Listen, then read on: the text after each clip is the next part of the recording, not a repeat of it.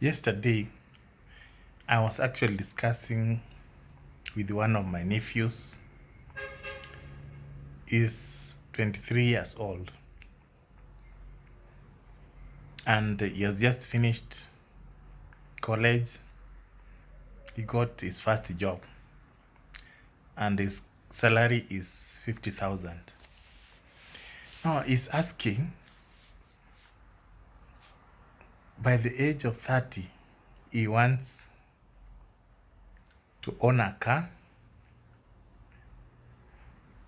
to have built a house, and he runs a successful business as well as doing the job he's doing at the moment. Yeah, how can he go about it? He's now 23. He has 7 years to do all those things. His salary is 50,000. He's not married. Now, what is the idea?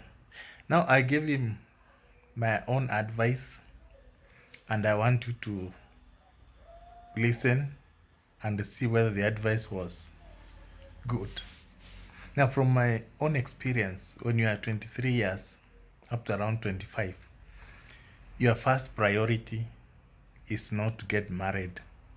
I told him not to get married first because marriage is a responsibility.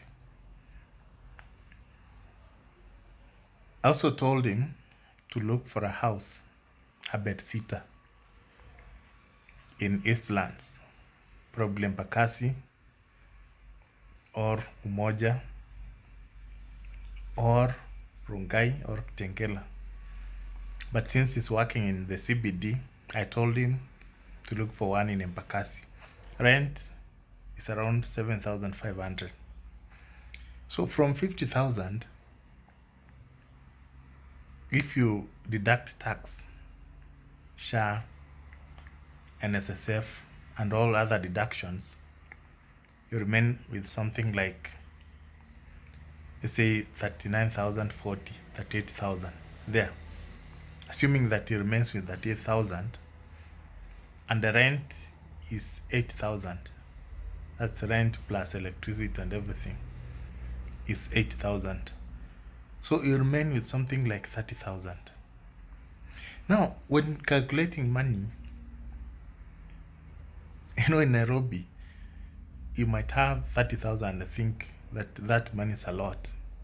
But there are some expenses which come which you don't even foresee. So from 30,000, if you remove all other expenses, food, clothing, we have water bills, have shopping and everything, that is 20,000. He's single. That's 20,000. You remain with 10,000.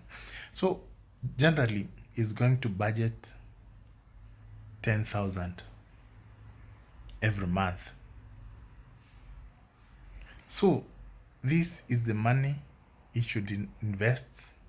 This is the money he should save, so that by the time is 30 years, he has a house, he has a car, he also have a business, and is still working.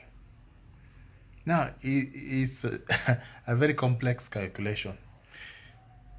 One thing I told him, apart from avoiding marriage, he should avoid betting, placing bets. Another thing, he should avoid alcohol and the partying and the parties, because that 50,000 is small amount in Nairobi. He should also avoid multiple relationships. In Nairobi, most people, when they get salary, someone will enter into a relationship with more than 5 girlfriends, 3 girlfriends, 10. And that 1,500 you give them, you give each other. That is 1,000. That's 500 money urgently. It can top up to even 20,000 per month. So those destructive habits are the ones he should leave out, so that he can focus on building himself and also getting all those things. Now, with that money, he cannot invest in education. Masters, he cannot go for masters, because masters will consume 300,000. That is savings for 3 years. Now, the first step he can make with 10,000 savings is to join a circle. You should identify a circle where people in that office have also invested. So if 3 or 4 friends have invested, they are workmates. Join there and save 5,000 every month. Just save 5,000 every month. Instruct the accountant to credit your account, circle account, every month 5,000. You remain with, let's say, 5,000 shillings. Open money market fund, save that other amount. So you'll be operating with 20,000. That is the money you'll be using every month to pay bills, to eat, to whatever, after paying rent. So we have 5,000 in a circle, 5,000 in money market fund. In a year, each will have how much? 30,000. No, not 30,000, but 60,000. Each of them every year, 60,000. Now, assuming that you save 60,000, you save for 3 years. That is 180, 180. So this money in a circle, 180, if you get guarantors, those people in your institution who are also members of that circle, also you have build connections, get guarantors, take a loan, 350,000 shillings, buy a car, and that car is not for personal use, is to generate income. So that car, install it with an app for Uber or Bolt. So this car, you'll be using it to do business when you are not at work. So if you are going to leave work at 5, so from 5 you install that car, that app, and use that car to do business. You will be doing business either morning or in the evening. So even if you make 400 shillings per day, 500, that is enough. So the business you're going to do will enable you to repay the loan as you own the car the way you wanted. So you wanted to own a car, you have owned that. So we are assuming that no other things are disturbing you, like diseases, like job loss. So the money you get from the car, you'll be using it to repay the loan and also to use your car for your comfort. And you can also use the car to do other business, like selling perfumes, like you can sell groceries, things like that. And also you can start doing online business and deliveries using the car. So it will be for business purpose. So you own the car, you are doing business, and you're also saving. Now, in your circle, you'll be using the income from the car to do what? To repay your loan. You'll also be saving 5,000 every month. So within 2 years or 3 years, you have finished paying the loan. Also, in the money market fund, if you save for 5 years, 60,000 is every year. 5 years is 300,000. So 300,000 is enough to buy land in the village, or 300,000 is enough to start building a house in the village.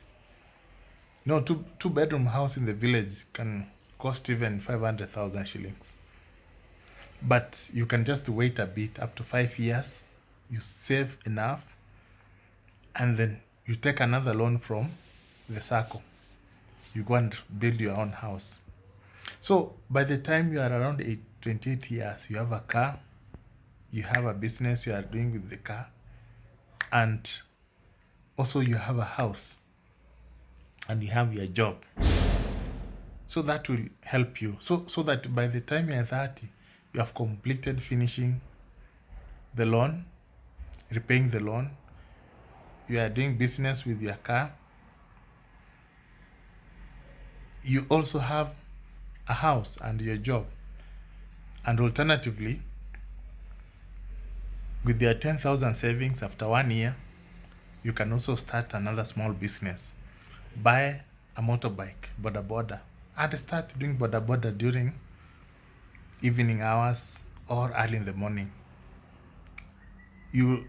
From your saving, you don't need a loan. 120,000 is enough. Just 1 year saving, you have that money. And you can do what?